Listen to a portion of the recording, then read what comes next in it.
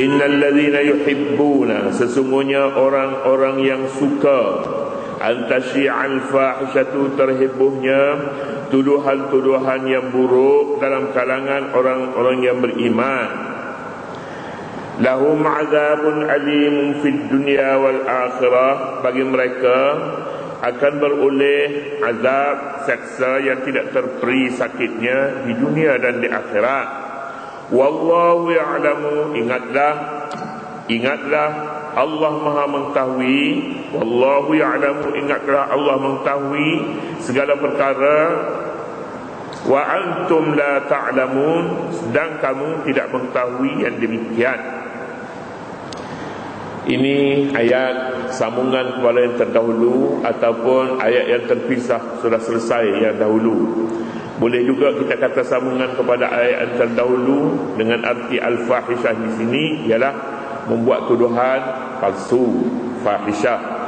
Tapi fahishah ini, perkataan fahishah meliputi segala perkara-perkara yang keji berkaitan dengan yang kita katanya nafsu, berkaitan dengan seks haram, masuklah fahishah. Ini benda ni keji. Keji namanya mendedah aurat, fahishah. Rumah-rumah urut, fahishah. Filem-filem luca, fahishah. Kisah-kisah yang merangsang nafsu, namanya fahishah. Ini semuanya fahishah ni. Majalah, internet yang mendedahkan segala gambar-gambar lucah umpamanya, semuanya ini fahishah. Fahishah. Jadi pergaulan bebas antara laki-laki dan perempuan namanya fahishah. Bercakap dengan orang ajnabi, fahishah. Orang perempuan dia pergi musafir tanpa ditemani mahramnya. Mahramnya bukan muhrim. Muhrim orang buat dengan orang sedang ihram. Mahramun maknanya orang yang haram kahwin dengannya. Orang haram kahwin, bapa dia, bapa dia perempuan. Nak berjalan, Nabi katanya la tusafiril mar'atu illa wa ma'aha zu mahram. Jangan musafir sama sekali, tak boleh musafir orang perempuan kecuali bersamanya mahram. Paling tidaknya dia dalam sekumpulan wanita yang ambil wanita, kumpulan dia satu puak, satu kumpulan, bergerak ke mana-mana pun dia tak tinggal, tak berpisah antara 5 orang umpamanya. Ini sebahagian ulama menyatakan bolehlah jika itu pun dalam keadaan dia difikirnya aman. Jadi kita balik kepada ayat ni, innal ladzina yuhibbuna, sesungguhnya orang-orang yang suka ni maknanya dia sokong, dia beri bantuan, dia tidak ada apa-apa, dia tidak benci. Itu maknanya suka. Suka ni yuhibbuna juga dengan maknanya cinta. Ana uhibbuka fillah, saya cintakan anda, saya kasihkan anda kerana Allah. Dalam hadis menyebutkan bila kita kasih sama laki-laki ni pun tak boleh juga. Tak boleh. Apa kasih kepada orang laki-laki? Kalau kasih orang buat tak apa. Kasih kepada orang laki-laki kalau kita ada perasaan tu, rasanya suka ya dia. Kena cakaplah dia, ana uhibbuka fillah, saya cintakan kepada anda, sayang kepada anda kerana Allah. Tak ada juga kerana benda lain. Baik. Yuhibbuna di sini maknanya bukan maknanya cinta, maknanya suka. Suka dia memberi perhatian kepadanya, dia memberi tumpuan kepadanya, dia berminat kepadanya. Dia tidak menghalang kalau ini berlaku, dia rasa cantik kalau ini berlaku. Apa dia? Pendedahan aurat, pergaulan bebas antara laki-laki dan perempuan, rumah-rumah urut, laginya tempat-tempat hiburan yang melampau. Ini tempat ni namanya fahishah. Orang yang suka kadang-kadang dia mengatakan dalam negara kita kena ada rumah-rumah urut, kena ada. Kalau tidak, misalnya kita kata, kalau tidak pelancong dia tak suka datang. Malah pelancong tu pun datang daripada luar juga, bawa mari ke sini. Pasal apa? Pasalnya dia nak bawa pelancong datang ke sini umpamanya.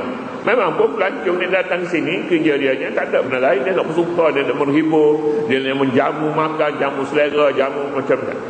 Jadi orang yang suka baik ni berada ada Kalau tak ada, dia kata negeri itu mundur, maju, tak maju, ini jumud. Orang yang suka perkara ini berlaku dalam masyarakat, fahisyah, illadzina amanu, di kalangan orang yang beriman. Di kalangan orang yang beriman, perkara ini bahaya sebenarnya. Orang mukmin ini, dia nafsu jahat ni kadang-kadang dia tidak kenal siapa pun, tak kenal.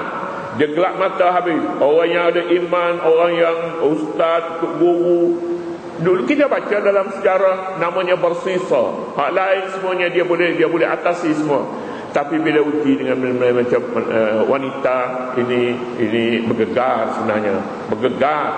Jadi oleh yang demikian di kalangan orang mukmin, kau fahisyah tak patut wujud. Di sekitarnya tak boleh.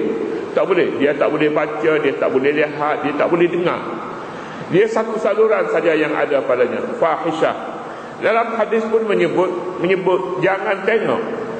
Kalau dalam perjalanan anda melihat kau fahisyah ni berada dan membangkitkan semangat anda, baliklah ke rumah. Balik cepat-cepat ke rumah. Di rumah ada. Cari di rumah. Begitu sekali Nabi SAW dalam perjalanan kita nak ke mana-mana, balik cepat. Balik cepat. Sekarang anda berada dalam keadaan bahaya, balik makan rumah. Makan rumah, kenyang-kenyang, pergilah. Macam tu. Nabi pandai sebenarnya. Nabi pandai. Dulu saya dengar cerita Allah yarham Pak Sahabat Ishaq Bahru ni nakal juga orang ni sebenarnya, orang tua ni. Dia kata orang perempuan tak boleh puasa sunat, kena minta izin daripada suami dia terlebih dahulu. Pasal apa orang tanya? Orang tanya, pasal apa? Boleh jadi suami dia nak pakai. Satu kali boleh jadi suami dia nak pakai, macam mana? Tanya dulu. Boleh kata nak boleh puasa besok? Boleh. So dia kata boleh. Boleh lah. Masa jangan puasa besok. Kita ada program. Innal ladzina yuhibbuna an tashi'al fahishatu, sesungguhnya orang-orang yang suka terhebah tuduhan-tuduhan yang buruk dalam kalangan orang yang beriman. Ini sempit. Tuduhan-tuduhan yang buruk sempit. Bukan tuduhan yang buruk. Tuduhan yang buruk itu namanya ifki. Dulunya disebut innal ladzina ja'u bil ifki usbatun minkum. Ini fahisyah. Fahisyah ni terjemahan mudahnya perkara yang keji, yang berkaitan dengan seks. Itu dia, pendedahan aurat, melihat wanita, cakap, mendengar, nyanyi, apa. Ini benarnya dia fahisyah namanya. Nyanyi tak boleh. Nyanyi orang perempuan tak boleh dengar. Jika dia sudah yakin boleh mendatangkan fitnah, suara itu. Tapi kalau tidak mendatangkan fitnah, tak apa. Bukan soal umur. Orang kata kalau dah umur tua tak apa. Bukan soal umur. Orang dengar lagu Ummi Kulsum ni walaupun umurnya hampir 70, tetapi dengar itu dia menaikkan semangat. Tengok perempuan walaupun Ummi Kulsum walaupun tua. Begitu. Jadi soal umur bukan ukuran. Fil ladzina amanu, di kalangan orang yang beriman, lahum azabun alimun fid dunya wal akhirah, bagi mereka azab yang sangat pedih di dunia dan di akhirat. Di dunia ada disediakan kepadanya azab, sengsara hidup ini, penyakitnya boleh datang padanya. Penyakit ini bukan dia datang melalui darah saja, tidak, tapi dia melalui udara. Kita sedut udara, dia boleh datang ke itu. Kita dengar, masuk melalui telinga. Penyakit boleh datang. Penyakit ini bukan penyakit badan saja, tidak, penyakit akhlak. Bila akhlak ini dijangkiti oleh kuman-kuman ini melalui udara, melalui perbuatan, melalui mana-mana saja daripada saluran pencahayaan kita, dia boleh datang penyakit ini. Bila? Di dunia lagi. Wal akhirah, di dunia dan di akhirat. Di akhirat, apalagi kalau azab yang sangat pedih selain daripada neraka. Neraka kita baca ke dia bagaimana hebatnya neraka ini. Neraka cukup ngeri sebenarnya bila kita baca bagaimana apa itu neraka dan di mana dia berada dan bagaimana dia punya operasi, dia punya kerja-kerja dia. Ngeri sebenarnya, ngeri. Lahum azabun alimun fid dunya wal akhirah wallahu ya'lamu wa antum la ta'lamun. Ingat nasihat ini, Allah mengetahui segala perkara sedangkan kamu tidak mengetahui. Kamu tidak tahu kalau ini boleh berbahaya kepada kamu. Kamu tak tahu. Allah yang Maha mengetahui sebab Allah menciptakan kamu. Allah menciptakan kamu, Dia letak apa pada kamu? Dia letak unsur yang sangat-sangat berbahaya tapi juga berfaedah pada kamu, iaitu unsur nafsu. Nafsu ini berbahaya, nafsu ini juga berfaedah, nafsu ini juga boleh membawa kamu biak dan memelihara jaga dunia ini, alam dunia ini. Jika tak ada nafsu, manusia samalah juga dengan batu, dengan kayu, samalah. Jadi kemuliaan manusia ini kerana berada nafsu, kehinaannya juga kerana menyalahgunakan nafsu itu. Lihatlah di antara dua perkara ini, kita kullu nafsin bima kasabat rahina. Setiap orang ditentukan oleh usahanya. Tangan dia nak letak di mana diri dia. Tempat yang hina, maka dia akan jadi hina. Dia letak pada tempat yang mulia, mulialah manusia. Bima kasabat rahina. Jadi oleh yang demikian, jika manusia hina hidup dalam dunia ini, ada pihak lain sebenarnya yang campur tangan, dirinya sendiri yang meletakkan pada tempat itu. Oleh yang demikian, perkara-perkara yang berkaitan dengan fahisyah ini jangan dekati sama sekali. Man hama haulal hima yushiku ayyaqafi. Sesiapa yang menghampiri kawasan larangan, bimbang dia jatuh ke dalamnya. Jika dia berlaku apa-apa terhadapnya, tuduhan umpamanya, maka dia pernah mendekati barangkali. Dia pernah mendekati. Orang lain tak sesuai untuk dibuat tuduhan itu sebab dia tak pernah, dia tak tahu apa-apa. Dia di masjid saja. Masjid keluar pergi balik, orang tak buat tuduhan macam tu.